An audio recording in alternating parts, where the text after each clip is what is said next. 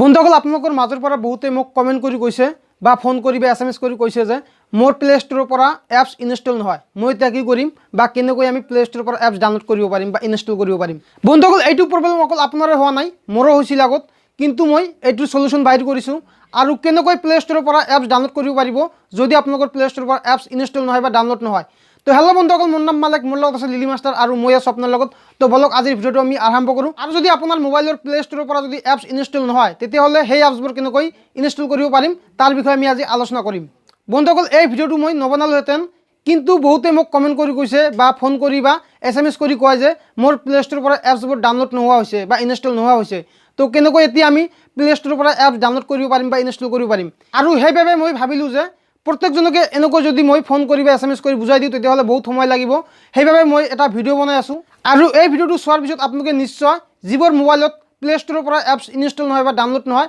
আপোনালোকে নিশ্চয় প্লে ষ্টৰৰ পৰা এপছ ডাউনলোড কৰিব পাৰিব বা ইনষ্টল কৰিব পাৰিব। তো ইয়াৰ বাবে বন্ধুসকল আপোনালোকে একো কৰিব নালাগে কোনো ধৰণৰ এপছ ইনষ্টল কৰিব নালাগে আপোনালোকে জাষ্ট আপোনাৰ মোবাইলত থকা সেটিংছ অপশ্যনত যাব আৰু আপোনালোকে সেটিংছত গ'লে আপোনালোকে দেখা পাব এটা এপছ বুলি এটা অপশ্যন আছে আৰু সেই এপছত আপোনালোকে যাব আৰু স্যামসাঙত এপছ আছে আৰু বাকিবোৰত এপ্লিকেশন বুলি লিখা আছে আৰু কিছুমান মোবাইলত যেনেকুৱা এমআই মোবাইলবোৰত এপ্লিকেশনৰ ভিতৰতেও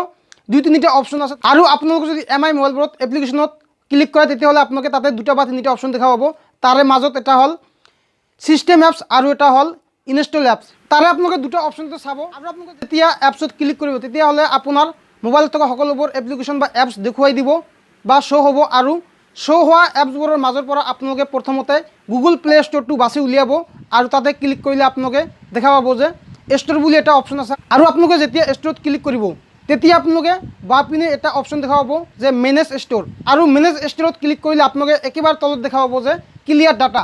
প্ৰথমতে আপোনালোকে প্লে ষ্টৰৰ ক্লিয়াৰ ডাটা মাৰিব বা ক্লিক কৰিব আৰু প্লে ষ্টৰ এপছটোৰ ডাটা ক্লিয়াৰ কৰি দিব আৰু আপোনালোকে গুগল প্লে ষ্টৰৰ ডাটাটো ক্লিয়াৰ কৰাৰ পিছত আপোনালোকে আকৌ বেক হ'ব আৰু আপোনালোকে বেক হ'লে আপোনালোকে আকৌ আপোনালোকৰ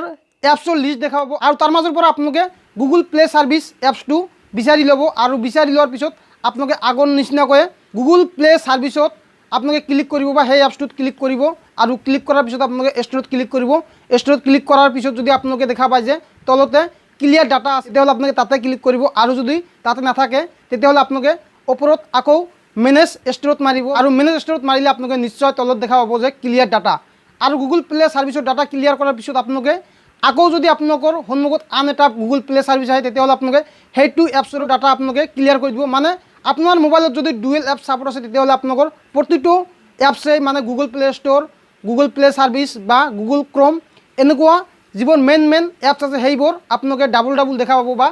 দুটাকৈ দেখা পাব আৰু তাৰ মাজৰ পৰা আপোনালোকে গুগল প্লে ষ্টৰ আৰু গুগল প্লে ছাৰ্ভিচৰ আপোনালোকে ডাটাবোৰ ক্লিয়াৰ কৰি দিব আৰু লগতে আপোনালোকে গুগল ক্ৰম ব্ৰাউজাৰৰো ডাটাটো ক্লিয়াৰ কৰি দিব আৰু আপোনালোকে এনেকৈ Google play service Google play store আৰু ক্ৰম ব্ৰাউজাৰৰ ডাটাটো ক্লিয়াৰ কৰি আপোনালোকে এবাৰ আপোনাৰ মোবাইলটো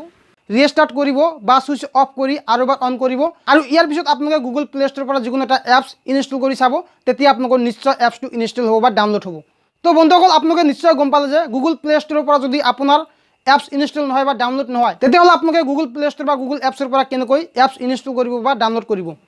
তো আশা কৰোঁ বন্ধুসকল আপোনালোকৰ এই ভিডিওটো ভাল লাগিছে যদি ভাল লাগিছে তেনেহ'লে এটা লাইক কৰিব কমেণ্ট কৰিব শ্বেয়াৰ কৰিব আৰু কিন্তু বন্ধুসকল আপোনালোকে এই চেনেলটো বা টেকনিকেল এনালাইচিছ চেনেলটো কেতিয়াও ছাবস্ক্ৰাইব কৰিব নাপাহৰিব কাৰণ এনেকুৱা ধৰণৰ নতুন ভিডিও বা নতুন বিষয়ৰ ওপৰত ভিডিও আমি সদায় লৈ আহোঁ তাৰ বাবে আপোনালোকৰ ছাবস্ক্ৰাইবৰ লগতে কাষত থকা নটিফিকেশ্যন আইকনটো প্ৰেছ কৰি দিব আৰু এইখিনি কৈ মই আজি আপোনালোকৰ মাজৰ পৰা বিদায় লৈছোঁ কিন্তু একেবাৰে বিদায় লোৱা নাই আপোনালোকৰ সন্মুখত দেখাব আন এটা ভিডিঅ'তে আৰু যেতিয়ালৈকে আপোনালোকে LilyMasterৰ পৰৱৰ্তী ভিডিও নাচায় বা নতুন এটা ভিডিও নাচায় তেতিয়ালৈকে আপোনালোকে সকলোৱে ভাল থাকিব সুস্থ থাকিব সুখত থাকিব আনন্দত থাকিব আৰু এইখিনি কৈ মই LilyMaster আপোনালোকৰ মাজৰ পৰা আৰু এবাৰ বিদায় লৈছোঁ। Thank you so' much.